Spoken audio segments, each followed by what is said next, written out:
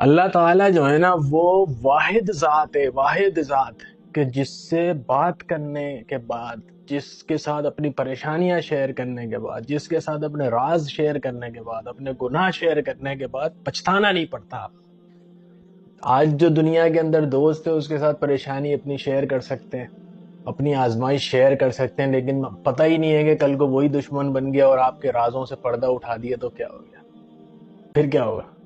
لیکن اللہ تعالیٰ کے ساتھ جو بات کی جاتی ہے نا، کیوں کہتے ہیں کہ جی اللہ سے بات کریں نا، اللہ کو بتائیں نا اپنی پریشانی، اس کے ساتھ بات، وہ آپ کے رازوں کے اوپر پردہ رکھتا ہے۔ وہ کبھی بھی زندگی کے اندر جو ہے نا وہ اس کو اپنے بندے کی گناہوں کے اوپر سے، خطاؤں کے اوپر سے، اس کی جو ایف اینڈ بٹس ہیں، جو مسائل ہو گئے نا اس کے ساتھ، زندگی میں جو گناہ ہو گئے نا، اس کو یہ اچھا نہیں لگتا کہ میں اپنے بندے سے جس سے میں اتنی محبت کرتا ہوں اس کے گناہوں سے پردہ اٹھا دوں۔ نہیں، اس کے ساتھ بات کریں گے، کبھی زندگی میں پچھتانا نہیں پڑے گا۔ دوست بھی کبھی کبھی دشمن ہو جاتے ہیں، لیکن اللہ تعالیٰ اپنی دوستی پہ قائم ہے اور ہمیشہ قائم رہے گا۔